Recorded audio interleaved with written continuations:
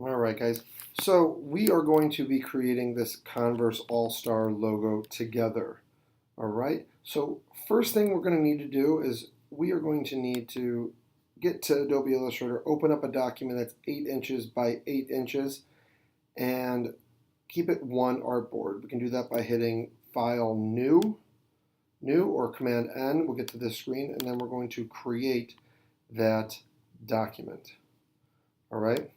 To set ourselves up for success, we are going to go to Illustrator Preferences General. We want to make sure Scale Corners and Scale Stroke and Effects have been clicked on. Okay? And then we also want to make sure our Control Panel is clicked on. All right? We're going to go back to our project. We're going to drag and drop our Converse logo in. Okay, our Converse logo in, and all I'm going to do is center this logo on my artboard. All right, center it on my artboard off to the side and hit Command 2. All right, Command 2 is going to lock my artboard. Object lock. Object lock. So now my object is going to be locked. All right, Command R is going to give me my rulers on the side, and all I want to do is set myself up for success by creating a little bit of a guide system. I'm going to bring one to the 4. All right, that's half my document. I'm going to click my ruler and bring one down to the other 4. That's half my document, so this is the center. I'm also going to bring one to the top of the Converse logo and the bottom of the Converse logo. All right. We're going to take these guides and add more guides later on, but this is just setting ourselves up for success. All right. First things first. All right. Let's create this logo. Okay. I'm going to start by creating a circle in the center. I'm going to hold Shift while I make it. All right. But if I hold Shift Option, it's going to telescope inside. All right. It's going to telescope inside. I can then hold Shift to resize.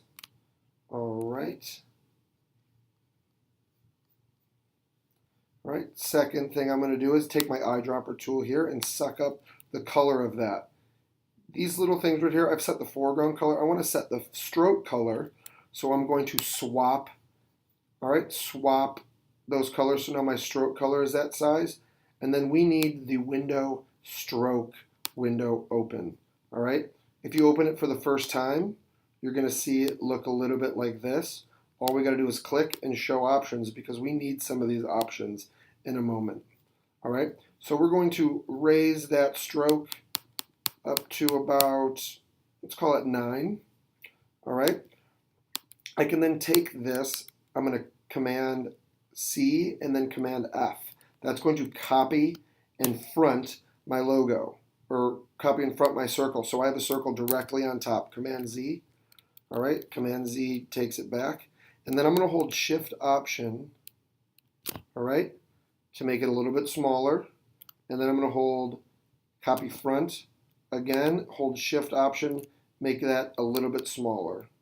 All right, so now I've got 1, 2, 3, 1, 2, 3 circles. I'm going to take this circle, I'm going to lower the stroke weight to about 3, all right, lower it to about 3. Then I'm going to select both of these. I'm going to click dash line right here under my stroke options because I want dash lines. These lines have a dash of 7.3 and a gap of 2, but based on that, we need to know it's a little bit bigger, so I'm going to make that to about 10 with a dash of 4. All right, dash of 4. We'll make it a little bit bigger. 13 with a dash of 4. So now if I look at it, that's a bit closer. All right, next thing we're going to create is this star right here. So I can go to my control panel. On the left, go to my shapes down to star. And then I'm just going to click here in the middle of my image. All right, and I know that to get that flat star, I know that I'm going to have a radius of 2 inches and then a radius of 0.5 5 with points 5. All right. You see that it's stroked. All I have to do is switch this back. All right. And then I'm going to drag one more guide to the top of my star and then one more guide to the bottom of my star. So I know that this star is a little too big. All right. I'm going to hold Shift. All right. Get that top. I'm going to hold Shift. Get that to the bottom. And I'm going to center it. Remember, I can always use my Align tool. All right. If my Align tool is being used, I can select all. All right. Select all my objects and then click that Align Center and Align Center, so those objects would be in the center of each other. Okay. Next thing we're going to do, if I've selected all, I want to make sure my guides, I can't select my guides. So we want to always make sure that our guides, under View, Guides, mine are locked right now, and so I would be clicking Unlock, but I want them to be locked. So if yours doesn't say lock, let's make sure this is clicked to lock. All right. Next thing we're going to do is get this Chuck Taylor. So I'm going to click and type in the word Chuck. All right. Holding Shift, I'm going to make that just a little bit bigger. All right. Get that where I need it to be. All right. And I need this font. This font is like a calligraphy font. So I can go to dafont.com, dafont.com, and I'm not going to find the exact font, but I am going to find something close. If I go up to here to Script and Calligraphy, I can type in Chuck Taylor. All right, and I'm going to find a font that's pretty close to something I want to use. All right, I like this Nature Beauty. We're going to download that Nature Beauty. All right. Make sure that font is already installed. We're going to download install the TTF font. Once we install it, all right, if there's any minor problems, we're going to install checked. All right, and then we're going to take this. Command T is going to open up our text window. Again, you might see this. Always show options, because I'm going to take this now and I'm going to double click in Nature Beauty. There you go. It's going to look close enough for me for our purposes right now, but you always want to try to find the closest looking font. I'm going to suck up that color. I can take this Chuck, copy, and front, and while holding Shift, I'm just going to move it to the side over here, because now I can double click and type in Taylor. All right. I'm going to select both of them, make them just a little bit smaller. All right. And now while both of them are selected, I'm going to group them, Command G. All right. Now these are in a group together. So if I click them, all right, they're in a group together.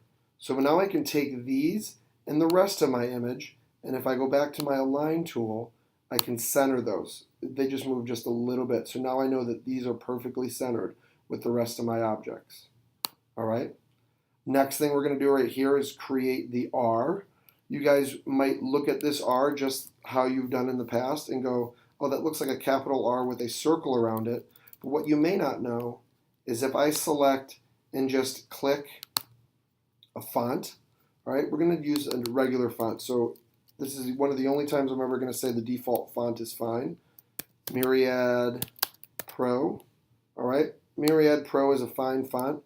And if I'm using a regular old-fashioned font, I'm able to understand that if I hold Shift while I'm selecting some items, I get the basic items that are underneath.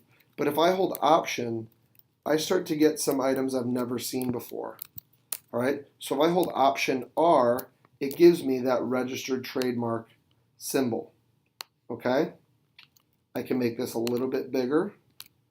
All right, I'm going to go to Type, Create Outlines. So now that shape, that's like me taking a shape and making it. all right? It converts it into a shape. So I'm going to center that, get that where it needs to be, okay? I'm going to suck up that color, all right? And then the last thing we're going to do to create our logo is add these two fonts, or add these two Converse All-Star areas. We have this tool right here called Type on a Path tool, but we need to create a path to type on. So that's what I'm going to do now. All right, I'm going to take one of these. I'm going to take one of these dotted lines. I'm going to copy front, okay, and then I'm going to hold Shift Option. Whoops. I'm going to hold Shift Option to resize, okay. Bring it down just a little bit. Hold Shift Option to resize. All right. So this path that I've created, doesn't that look pretty close to where the path of this goes, or this looks like? I'm going to take this now, hold down my text tool and go to Type on a Path tool, and then I'm just going to click anywhere on that path. All right. I'm going to then type in capitals, Converse. Okay. Converse.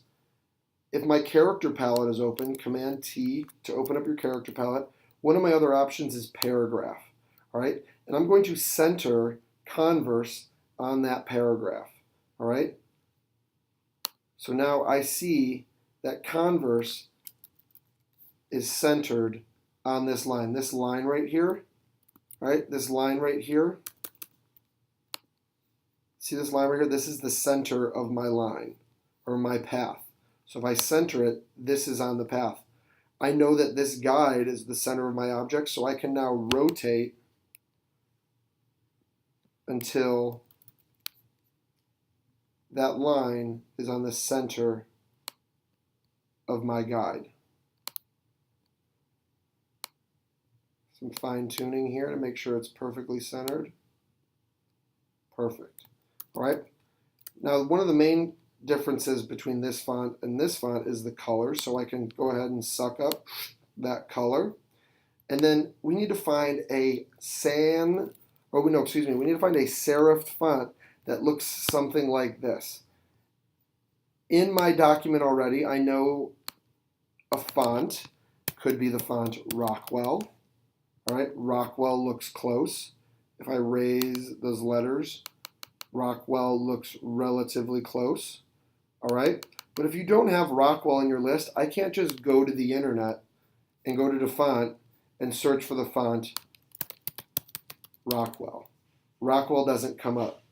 All right, here's something kind of close, but not really. So I'm going to go to my themes. I know that that type of font is a serif font. I'm going to go ahead and type in Converse All Star. Okay, and I'm going to start looking for a font that matches. All right, this one, no, that one's getting closer. This one's all right. Chunk 5 looks all right. Ooh, this one's nice. Sanchez. So for those who don't have Rockwell, Sanchez is going to be your font of choice. So we're going to download that, install that. I already have that font installed, so it's either Rockwell or Sanchez. All right. Now, if I get this into the place that I like it, all right, I know that this needs to be a little bit smaller, so I'm going to lower it to about 50. All right. I can adjust the tracking by moving the shapes in or out to adjust. I think that looks about pretty good.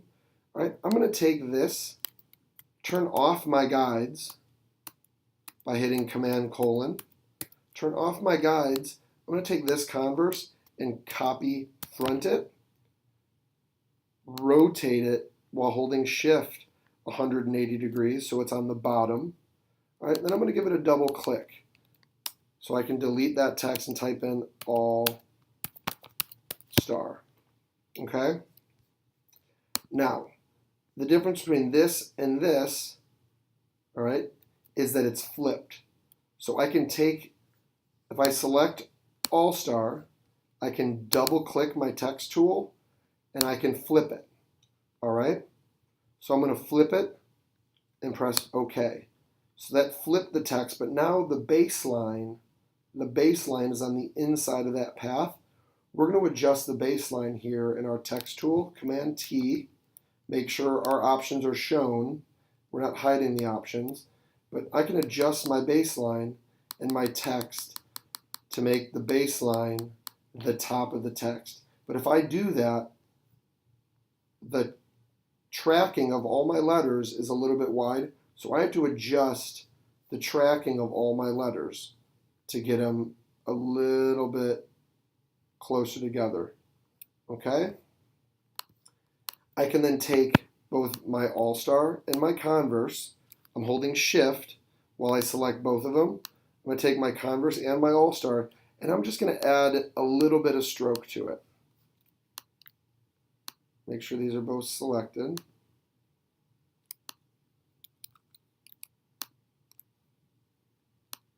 All right, make sure those both selected. And I'm going to take this fill, make sure my swatch palette is open. I'm going to take this swatch and add this swatch to my swatch palette. Make sure window swatches are open, because now I can select the stroke. I want to make this a little bit thicker to match. So now I'm just going to raise the stroke of that. Right now it's in that blue color, but if this color is in my swatch palette, all right, I can then select this. All right. For me, all of these things look a little bit off-centered, so I'm going to make sure I select all of my objects in my Align palette. I'm going to align them to the center of each other and align them to the center horizontally. So now my logo, and these are the only things that we need to drop. All right, and then the R, we're going to drop it back down. So then in a few minutes, following those steps, I've now replicated that Converse logo pretty good. The only thing I might suggest is I'll take this All-Star, and I'll just drop that All-Star a little bit closer to the bottom of the line. Attention to detail. Maybe raise that Converse a little bit. Attention to detail. And for me, that looks pretty good. All right. Before I turn this project in, all right, I'm going to make sure all of my texts are outlines. All right.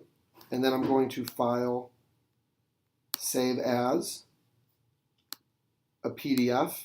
Remember, if you're using your minions, I can type this Converse Logo, Zimka.